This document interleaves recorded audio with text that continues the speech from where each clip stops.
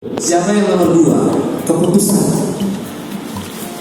Siapa yang ditanya nggak jawab-jawab? Diam aja. Nanti kita selesaikan secara adab ya. Ya, yang pertama juga nggak apa juga. Banyak orang yang terpaksa awalnya, tapi ketika cuannya, kalau kata istri saya itu cuannya banyak gitu kan, akhirnya ya senang jadi pengusaha itu. Ya.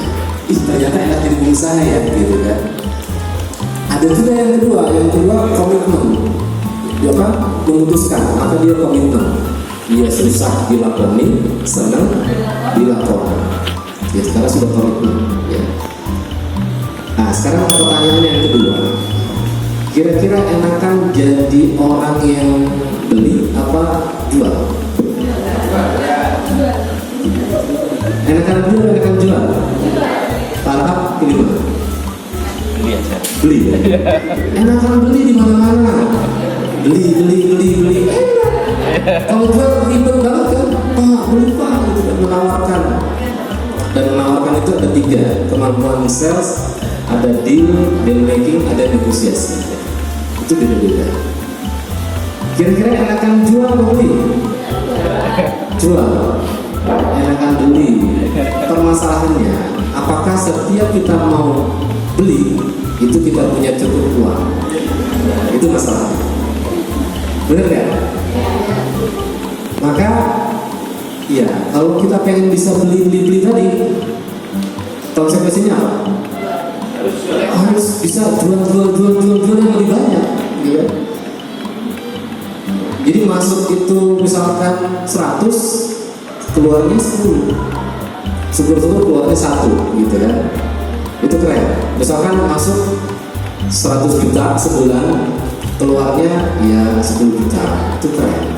Ada nggak di sini? Ada ya.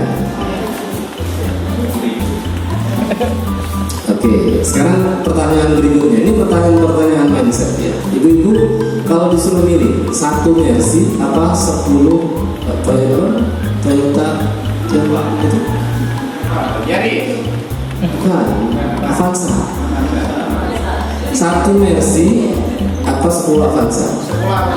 10 Avanza. Oke. Saya nanya ibu sih. Kalau ibu gimana? Siapa yang mau jawab? 1 Mercy atau 10 Avanza? Ya? Oke, ibu yang kerudung pink. Apa? Iya, jangan. 10 Avanza. Kenapa 10 Avanza? Biar kelihatan kaya 10 gitu ya. Hanya punya 1. Kelihatan banyak ya. Oke. Nggak apa-apa, ini nggak salah benar kok ya. Bukan pahala dan dosa, bukan ya. Ini sharing tentang mindset ya. Oke, ada yang lain sebelah kiri tadi siapa? Avanza 10, Mercy 1. Ya ibu yang pink. Namanya siapa? Bu Enda. Ya, silakan.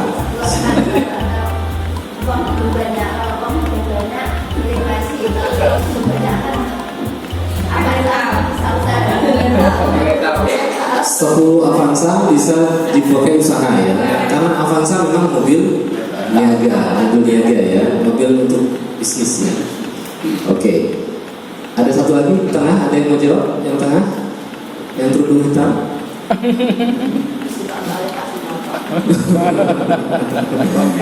Ya. Jadi ini kita bukan salah benar ya. Kalau benar kata ibu tadi, kalau Mercy kira-kira ongkos perawatannya sama Avanza beda nggak? Kira-kira bensinnya beda nggak? Kalau Mercy untuk ganti oli ya itu berapa sebulan? Ada yang tahu? Itu 1 juta sendiri ganti oli, gitu kan?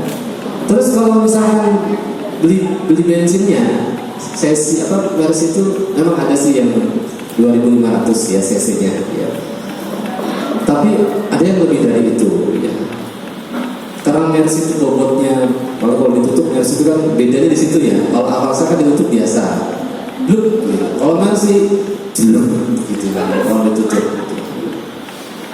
Ya, kenapa ada orang memilih beli Mercy, dia nggak mau 10 Avanza? Kenapa? Karena bagi dia, betul kata ibu tadi, ya, bagi dia kebutuhannya itu Mercy. Mungkin dia bisnisnya sudah skala besar, sehingga membutuhkan kendaraan yang juga memadai.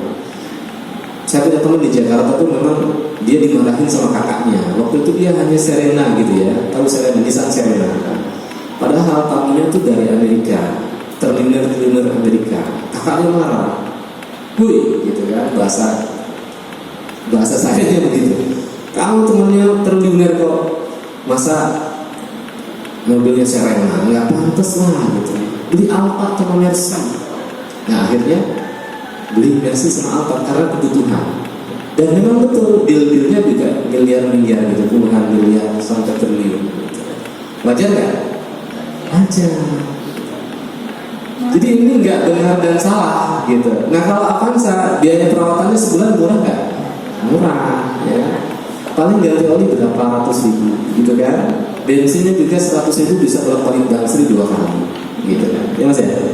Iya. Jadi kita ada di mana ini penting ya. Nah, kaitan dengan usaha, motivasi bisnis ya. Apa hubungannya dengan usaha ya? Ternyata kaya itu sebuah mentalitas. Saya ulang, kaya adalah sebuah mentalitas. Kalau mentalitas itu bahasa kerennya itu konteks. Apa? Konteks itu apa sih? Wadah. Jadi kalau udah wadahnya gede, itu isinya pasti banyak. Kalau ini dibilang apa? Sebotol air. Betul nggak? Sebotol air. Kalau dimasukin kendi, kita nyebutnya apa? 1 kendi air. Kalau dimasukin ke galon, 1 galon air. Itu namanya konteks dan konten. Konteks itu wadah, konten itu isinya. Jadi jangan pusing kalau kita kok udah usaha, udah luar biasa, mati-matian gitu ya, tapi kok rezekinya tuh segitu-segitu aja. Mungkin tadi konteksnya, wadahnya memang perlu dibesarkan gitu. Ya. Bagaimana membesarkan wadah? Merubah mental. Mentalnya harus mental kaya, jangan mental kismin. Jangan mental miskin, harus mental kaya. Bagaimana punya mentalitas kaya? Nah itu sesi pagi ini yang kita mau bahas, itu bagaimana kita punya mentalitas kaya. Salah satu contoh, ketika Rasulullah hijrah ke Madinah, Rasulullah memerintahkan sahabat meninggalkan seluruh harta bendanya, termasuk Abdurrahman bin Auf yang paling kaya waktu itu. Benar ya dia? Kemudian ketika di sana beliau dipersaudarakan program akad dengan seorang yang kaya juga. Jadi yang kaya dengan yang kaya, yang setengah kaya dengan yang setengah kaya, yang setengah miskin dengan yang setengah miskin. Nah, Abdurrahman bin Auf dipersaudarakan dengan siapa namanya? Ada yang tahu? Ada yang tahu kisah ini? Dengan Sa'ad, ya, dengan Sa'ad bin Rabi, kalau nggak salah namanya itu. Nah, apa kemudian yang ditawarkan oleh Sa'ad bin Rabi? Abdurrahman bin Auf, tenang, kamu sudah tinggalkan harta bendamu di Mekah, di Madinah aku saudaramu. Ini separuh hartaku, ya, ini hartaku sekian, separuh untuk kamu.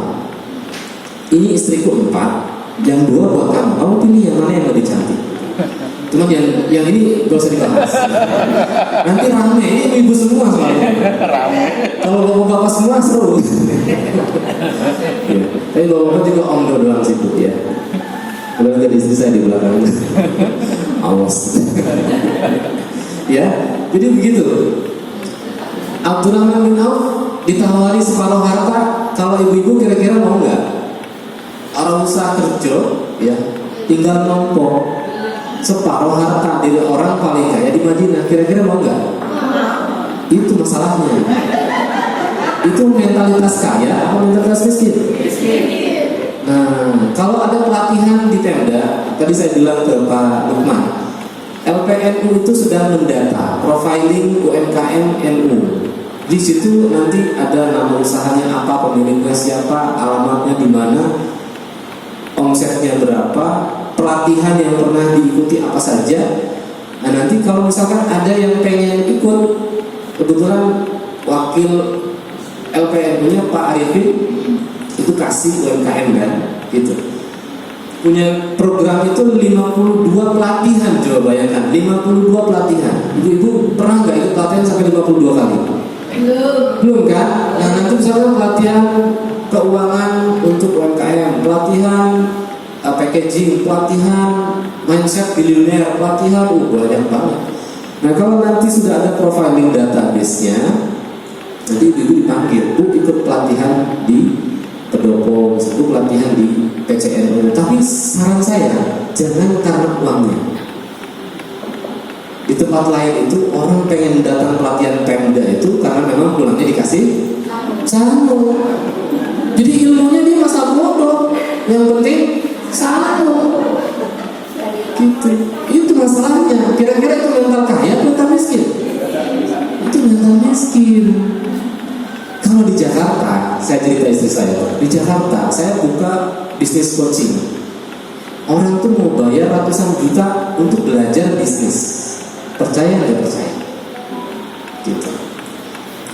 Bentuknya tuh pendampingan setahun. Bayarnya tuh coach di Jakarta tuh dibayar 25 juta per bulan. Kali aja 300 juta.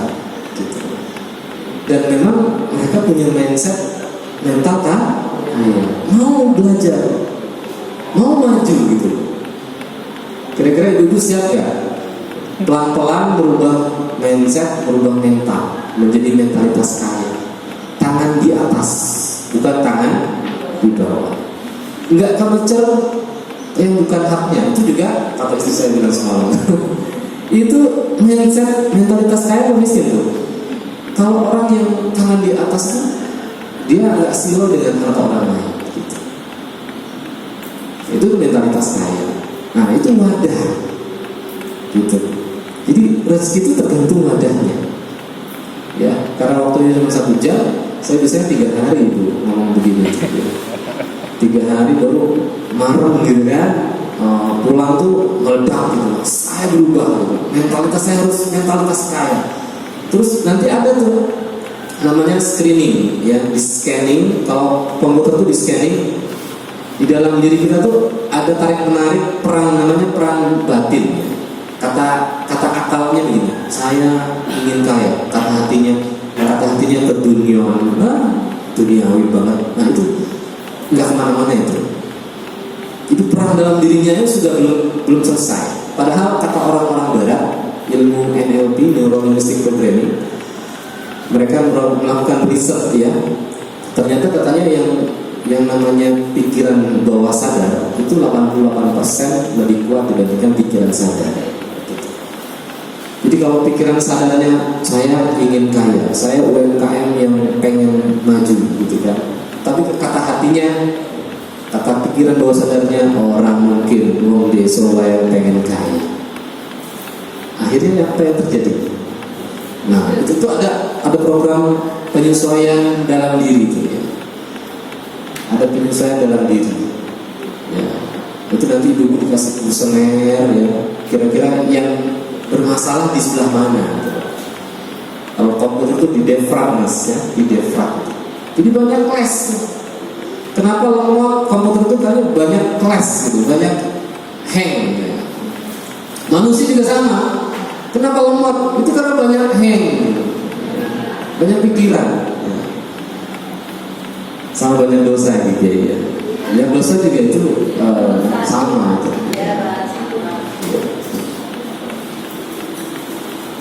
Baik, nah saya langsung ke pointer nomor 3 aja, Pak Ustadz. Pak mohon dibantu. Iya. Nah, yang terus yang slide nomor 3 aja. Nah, satu lagi. Ada, yang ini aja. Sebelumnya. Nah, ini dia. Ibu-ibu semua, para pelaku usaha yang saya doakan UMKM-nya singkatan usaha mikro omset miliaran, gitu kan? Nah, ini dia, keterampilan pengusaha itu harus lengkap. Jadi sebenarnya simple aja. Bisa 3 ini kita bisa jadi orang pengusaha yang maju, ya. Yang pertama tuh kemampuan how to sell. Apa? How to sell. Bagaimana cara menjual.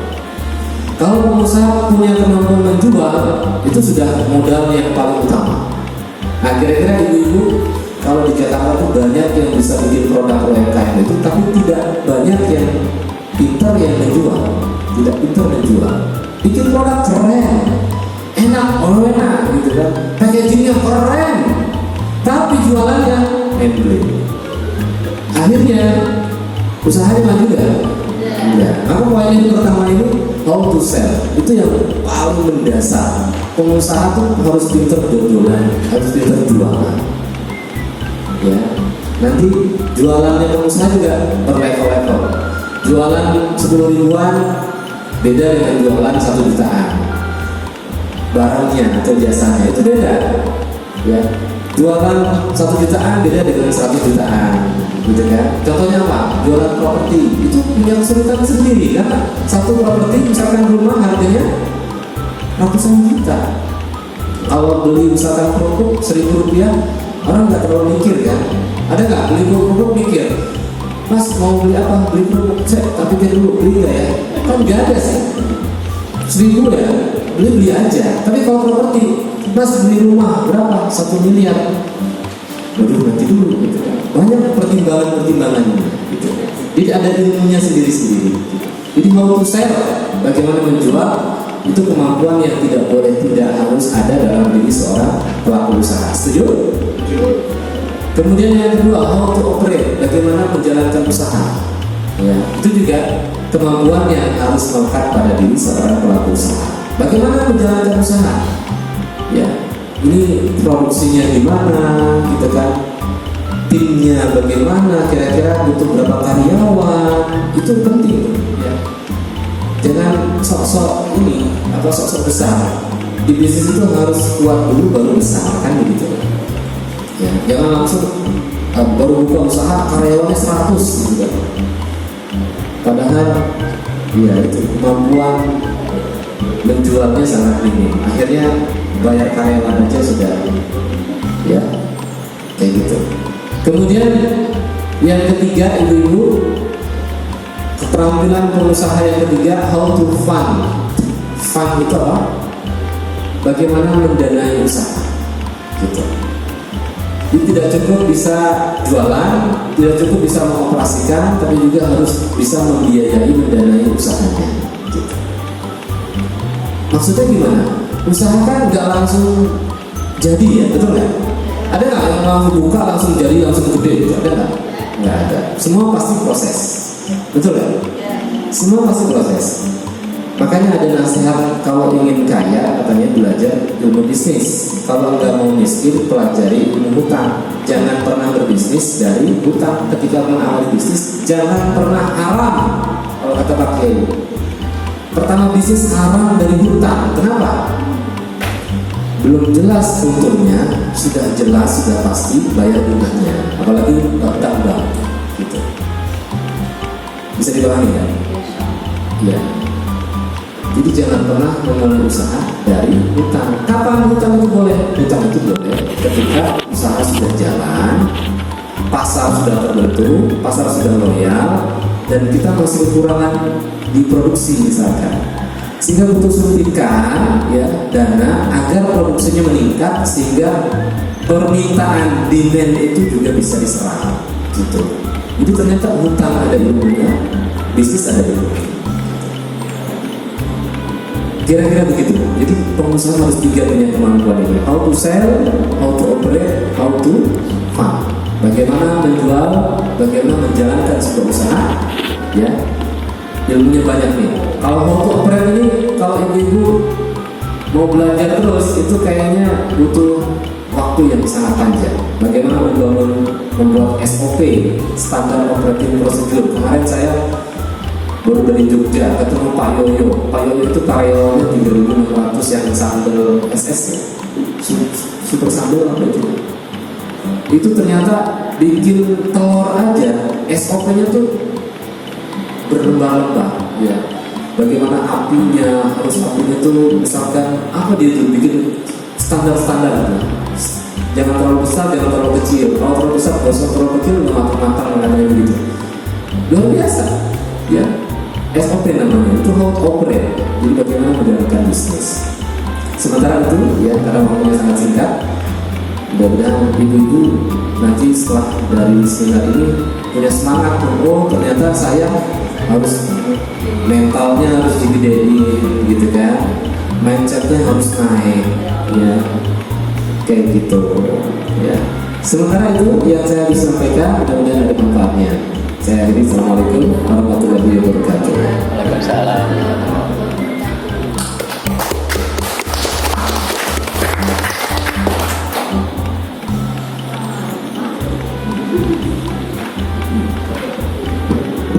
Sewu Mbak MC-nya nyicil tadi dan harus ke sekolah dulu.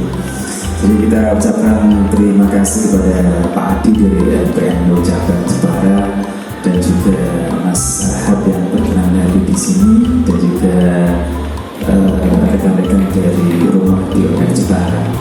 Saya kira untuk materi ini menarik, cuman waktunya Pak Adi mohon maaf pendek sehingga mungkin di lain waktu bisa kita sambut. Untuk 3 hari ya? 3 hari nginep di sini.